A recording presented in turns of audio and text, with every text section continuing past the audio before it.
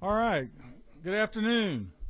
It's 3 p.m., room 415. We've got a quorum. I thank everybody for being here. We're going to take care of a little bit of a housekeeping before we hear the only bill today. And I've been on this committee. This will be my 7th year on this committee, but it'll be my first year as chair of this committee. So we want to take care of a few things. Before we get started, though, I want to do as I always do and open up in the word of prayer. I'll do it, and then throughout the rest of the session, we'll let other people do it. So if we could bow our head for a moment, please. Dear Lord, we just ask that if we come here today, that you would guide us and direct us in your will. We just thank you for the people that are down here working for the people, for the various groups that have worked so hard with this legislation, and just be with our families and our businesses as we're away. Just guide us and direct us in all that we do. We ask that you protect those that are protecting us right now, those that can be seen and those that are not seen, Lord, just those that are in harm's way. We ask all these things in Christ's name. Amen. All right. First thing we're going to do is very quickly adopt the rules. These are rules that they may be similar, maybe a little bit different, but they're rules that I've used in my other committees. And so you'll find there pretty standard rules, 14 items on there. Don't know if anybody has any questions. If not, I'll entertain a motion to adopt those rules. So moved. Do you have a motion? Do we have a second? Second. All those in favor say aye. Aye. All opposed, same sign. Pass unanimously. Okay, those are our rules. Now you'll also notice that we're going to change up how we're doing the subcommittee. The way I'd like to run this committee this coming session would be we're going to have 2 subcommittees. Last time we had 4, but we're going to break it down to 2. And I'm also going to do something a little bit different, and that is we're going to put everybody on both subcommittees. And the reason I'm going to do that is most of the legislation that comes to this committee is going to be of technical nature, very specific. And there are certain bills like today that we'll hear from that, quite honestly, there's been a tremendous amount of work, and all the testimony and the work and various things that have happened have already happened. And so we really don't feel the need to go through subcommittee on that particular bill. But there'll be other bills that we really want to have the opportunity to vet the bill and to discuss it and look at appropriate amendments and bring testimony forward and those types of things.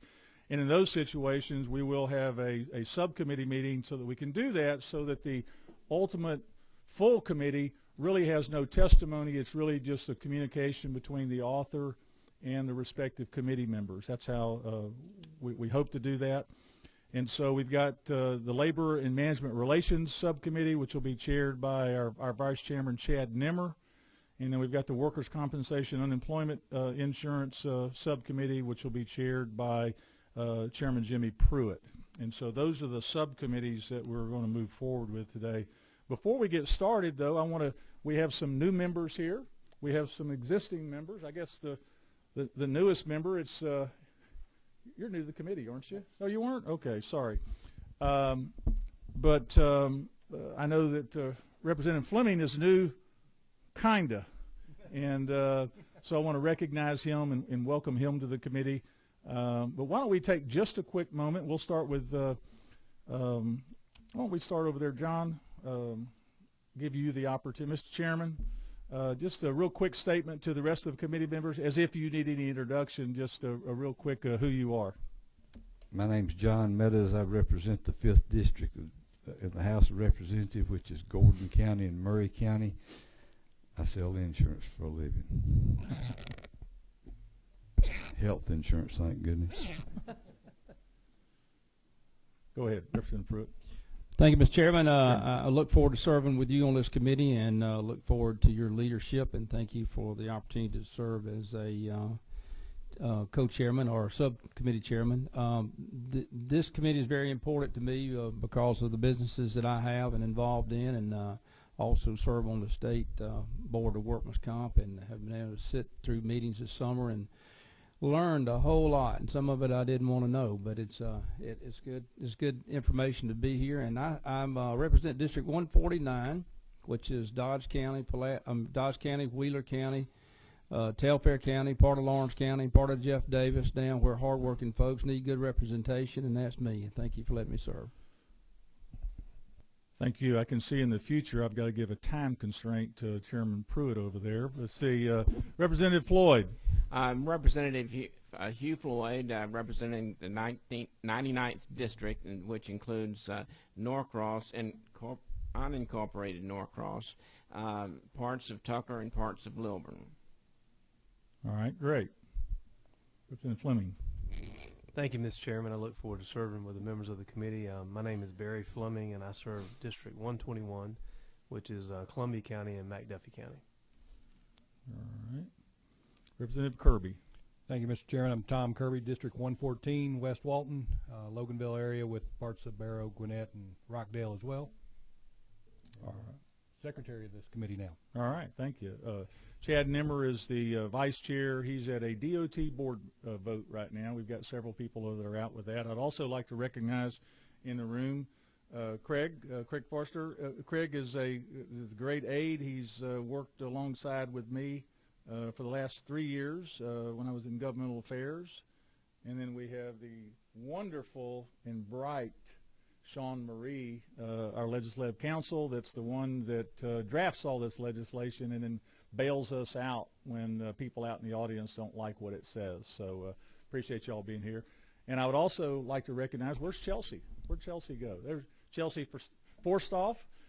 Chelsea is helping me this legislative session. She's I don't know if this is good or bad. She graduated from Georgia Tech back in December, and this is the only job she could find, right? So no. Welcome to have Chelsea here. She's a bright young lady and is engaged to be married to a family friend of mine, so welcome her. I also want to take a moment to introduce several people. Why don't we introduce the judges, I guess, or let me say the three that I know, or the two that I have worked with, and that's Judge Stephen Farrow and Judge Elizabeth Gobiel. And then it's my understanding that Governor has just appointed the third and the chair of that, which would be Frank McKay. Frank is not here today. And we have other members of the judiciary here. Let me also just say, I want to recognize, I'd like for all the members, except for you, Chairman Pruitt, I'd like for all the members of the Advisory Council, Workers' Compensation Advisory Council, just please stand up or show your hand so we can see who you are. Great. Great. Thank you all very much for being here. These are the guys and gals that have really done all the work on this. This process was started 20 years ago, it's my understanding. Matter of fact, in 92 is when this came about. And I can say in my 6 short years down here, or long years, however you want to look at it in the legislature, the last thing I feel like that we want to be doing is debating on the floor workers' compensation legislation, because it is very precise, it is very specific, it's very detailed, and it's also very technical. So I want to tell all of you that I appreciate all your work in doing this and making our jobs a lot easier. And before I hand off the chair here, let me just say that I'll say it again down there, but my understanding, I've not heard a single person, not a single person has come to my office or called me with concerns over this bill. And I think that's a great testimony to the fine work that y'all have done in this group. So with that, I'm going to take the opportunity to say a few things about this particular piece of legislation. And in so doing, I'm going to turn this over to Secretary Kirby for him to do it. I'm going to give a brief overview of it, and then I'm going to ask for 2 people to give testimony. And there are 2 people that probably know as much about this as anybody in the room, and that's Bobby Potter and Bill Clark. And so we'll give them an opportunity to say their pit. And what I'm going to do is just kind of present the bill 30,000 feet, and then they'll take it section by section to do that. And then I'll wrap up or follow up. And so with that, I'll turn the chair over to Representative Kirby.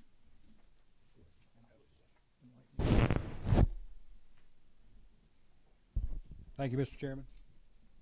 All right. So at this time, we'll simply call on Chairman Hamilton to present the bill, House Bill 154. All right. Thank you, Mr. Chairman. Thank you, members of the committee, and to those in the audience. We think this year we've got a pretty straightforward bill, a little give and take. The group has worked on it diligently, and it really does just several basic things. It creates some opportunity for increased benefit pay. It deals with some things having to do with an 8-hour rule or a full shift rule. It deals with a kind of a new category we're going to call to reducing the ability for medical benefits after 400 hours or approximately 8 years. And we're also going to add a provision that makes sure that we're reimbursing mileage and those things on a very, very fast basis. And with that, Mr. Chairman, if it's okay with you, I'll turn this over to Bobby Potter and Bill Clark if they want to come up here together. And they can take you section from section, and I feel comfortable they'll be able to answer any technical parts of the bill. Thank you. All right. Just please introduce yourself and tell us Yes, sir. your parts of the bill. Chairman, my name is Bobby Potter. I practice defense law in this arena and have been involved in this advisory process for a long time. And Mr. Chairman, I'm Bill Clark. I'm the political director for the Georgia Trial Lawyers, and specific to this bill, the workers' comp claimants lawyer. I spent a little time as a defense lawyer and then as a claimants lawyer, and then fell on my head and got involved in this political stuff. So, but like Mr. Potter, we both have been, along with most of these folks that you saw, we've been involved in this advisory process. And if you're not familiar with it, the short version of it is everybody who has a stake in the area of workers' compensation, from one extreme to the other, has a seat at the table. It is a hard-fought negotiation where people know what they're talking about, people who live and breathe this area of the law day in and day out. In the end, at least for 20 years now, we've been able to put together a package, a compromise that both sides can say grace over and bring to you as the policy makers, the lawmakers, to produce an end product that's good for the people of Georgia. And we're pleased to work with Chairman Hamilton to have done that again this year, in our opinion. So with that, and part of this advisory committee process this past year included Representative Pruitt and included Representative-elect Broderick. And then these folks who stood up in the room and others who could not be here today. But there are about 27, 28 folks that are involved in ultimately drafting this, bringing it down from 19 ideas and concepts down to this. Let me just quickly walk through that. Section 1 has been referenced. This puts a cap on medical benefits at the 400-week mark, approximately 8 years, for injuries that are not catastrophic. Catastrophic is a defined term in the Act. So if somebody's been on benefits for 400 weeks or 8 years, chances are there's been a move or a discussion as to whether or not it is catastrophic.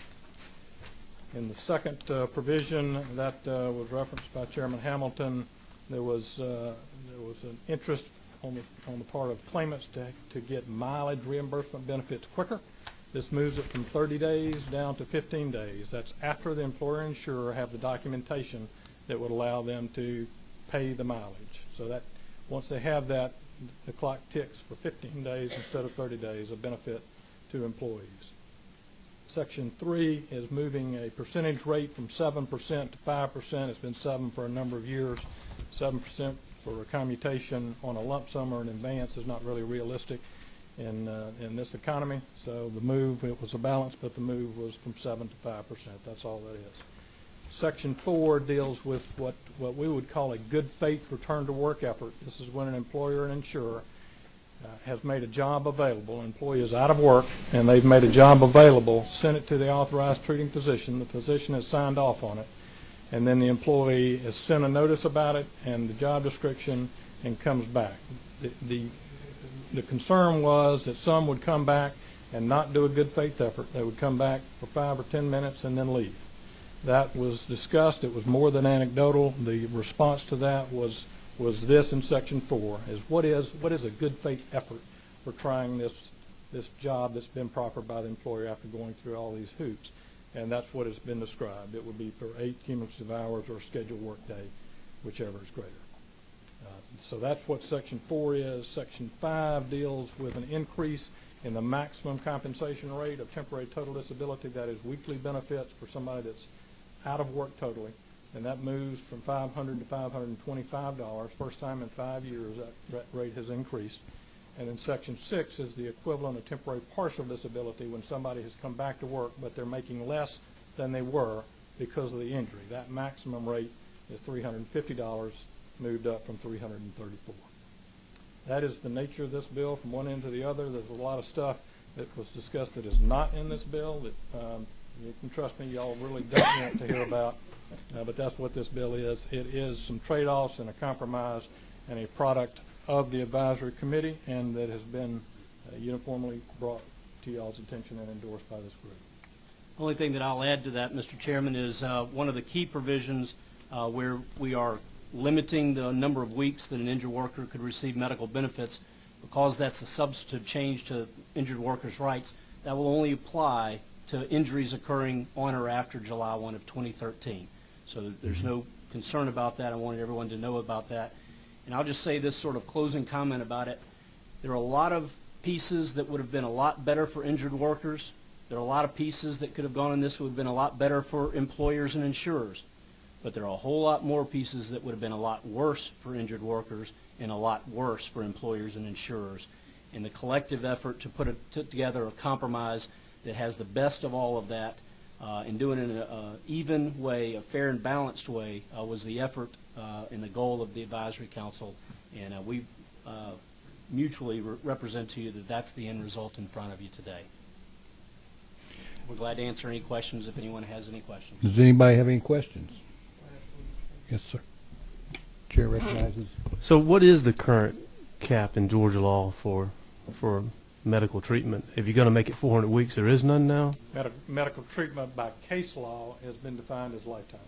Lifetime. For the life of the claim. But a claimant would have to show that the need for medical treatment or medication is related to the claim. But there is no cap in place. So after 400 weeks, after the injury, is the automatic ending of any medical treatment. You can't come back and ask for a change of condition or anything like that. You could ask for that, because it would be a hard cap at 400 weeks for non-catastrophic cases. What you would have to ask for is that your case be designated as catastrophic. That then would trigger the continuing benefits, and that's the defined term. That does not change.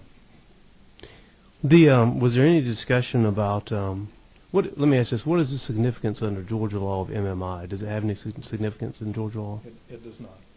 That would be one of those items that was referenced by Bill Clark that was discussed at significant length amongst this group that are behind us. And I would tell you that some folks will come to the business community and say, man, they got MMI over here and we should have that. And once they reach MMI, we can cut them off. And this group debated that at length and said, you know, that's not what we want in Georgia. That's not good for the claimants, and it's really not good for the employer. Is that the minority position across the nation now? Is it the majority position, or? You know, I haven't polled them all, but my guess is it is a distinct minority position. Okay. I'll add to that, Representative Fleming, and for the whole committee to know there are 5 or 6 states across the whole country that have an A rating for the overall delivery of workers' compensation insurance benefits to workers and at a cost-efficient way to employers and insurers. And Georgia is one of those 5 or 6 states. The other 45 are way behind us in the balance of delivery, both from the benefit of the employer-insurer as well as the employee. So this 400 weeks cap was a reasonable compromise, and certainly one that doesn't go to the length of MMI that, frankly, from our side, from the injured worker side, was completely unnecessary and should have been taken off the table. And it was, again, through compromise with folks on both sides working through the discussion. Representative Fleming, having managed workers' comp in about 17 states for different companies, I can assure you Georgia's got as good a balanced approach for both the employee and employer as any state out there by far. So, any other questions? Yes. What is about the average time now after you request a hearing that you actually get one? Is it a couple of months? Is it 1 month? Or does it vary from area to area? It varies significantly, but I would say, I could defer to the judges here, but I would guess it is scheduled within a month. And a lot of times when there are lawyers involved on each side, neither side is really ready to proceed within a month, hence they request a postponement. But it's scheduled quickly, and it can be held quickly. So there's pretty much feeling that we have a sufficient number of ALJs right now to. You might be asking the wrong guy that, but that's possible. That's a political question, but my guess is that we have enough ALJs right now. Thank you, Mr. Chair. Anybody else have any questions? All right. What is the will of the committee? Oh, excuse me, Chairman Hamilton. Yes, you want to summarize? Not to run the risk of killing my own bill, but I just wanted to come back and say once again I thank the advisory council. Thank you for the testimony from these gentlemen right here, and I would hope that and ask for a favorable consideration for House Bill 154. Thank you, Mr. Chairman. Chairman Meadows. At the proper time, I'd like to make the motion with a sidebar. It just does my heart so good to see Bobby and Bill up there. I wanted them to hold hands. I've been trying to make them hold hands now for about 2 years. But it just does my heart good, and I want to make the motion that do pass. We have a motion and second. All in favor signify by saying aye. Aye. All opposed, nay. Motion do pass and will be sent to rules. Any other business? Seeing none, this meeting is adjourned.